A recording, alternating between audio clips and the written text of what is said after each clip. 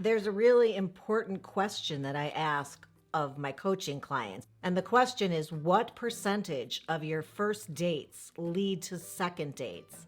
I'm often really surprised by the answers because somebody will have told me a laundry list of all the must-haves they need in a partner. And then when I ask what percentage of their first dates lead to second dates, they'll say, oh, 8 out of 10. And I'm like, wow, well, you're doing great. Then I start to question maybe whether their list is a wish list and not a must-have list.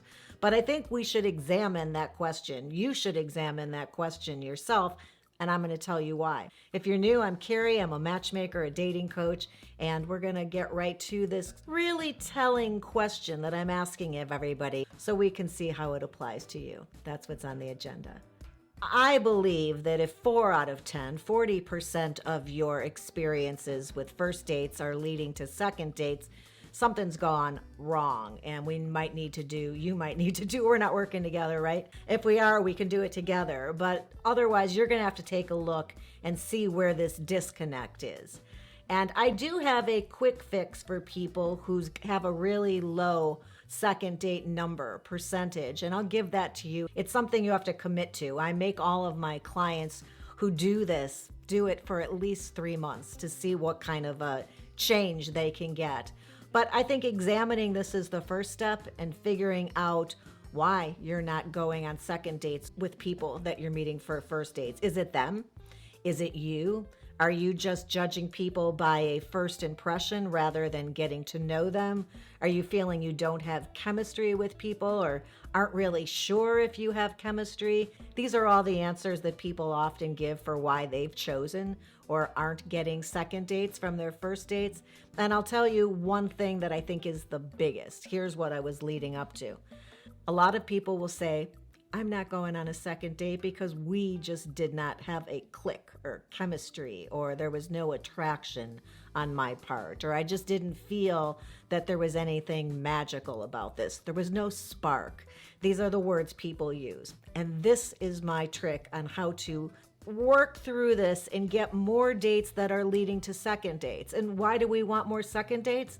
Well, because that's where you truly get to know a person. A first date is an introduction, which may or may not even be accurate. How many people have told me, oh, I was nervous, I talked too much, or I talked too little? That's not really who they were. Or they didn't feel good and they forced themselves to go because they didn't want to cancel on this person last minute. They're not bringing their best selves to that date. So if people are choosing to go or not go on second dates based on first dates only, it's leading to a lot of lost opportunities. So I encourage clients to do for 3 months, say yes to a second date with every one of their first dates, unless one of 3 things, my typical 3 things, which you may know if you've been around here before. And that is huge glaring red flags that you discovered on a first date. So many deal breakers, number 2, so many deal breakers that you walk out of there limping. And number 4, not that you weren't sure or positive or you were on the fence or you thought you didn't have chemistry or a physical attraction to this person, but they literally made you feel ugh. You cannot ever come back from ugh about somebody. So that is a lack of chemistry for sure. But so many relationships that I know could have been fantastic.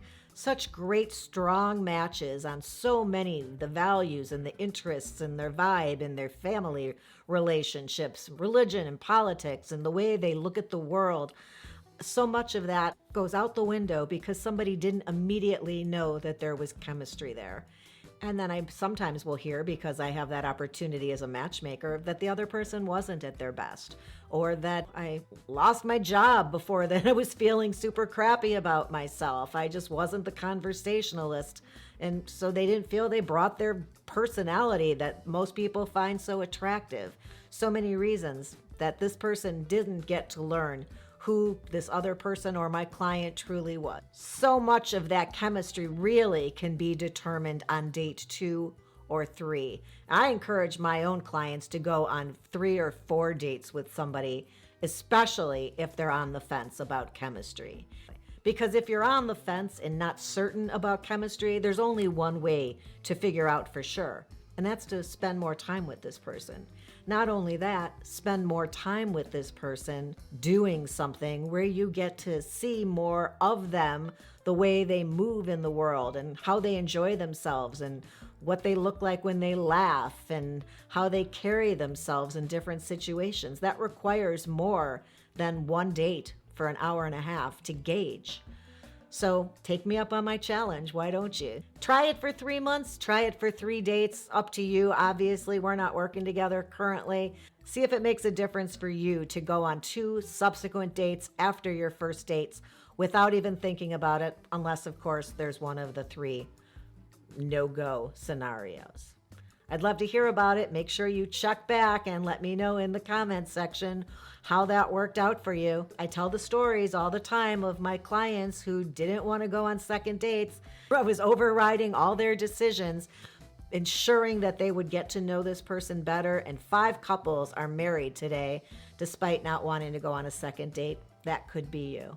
Hope you enjoyed the episode. If you did, give it a thumbs up like my mom's suggesting right there. It's my little mama. Hope you'll subscribe to the channel, please. It really helps me out a lot and I would appreciate it.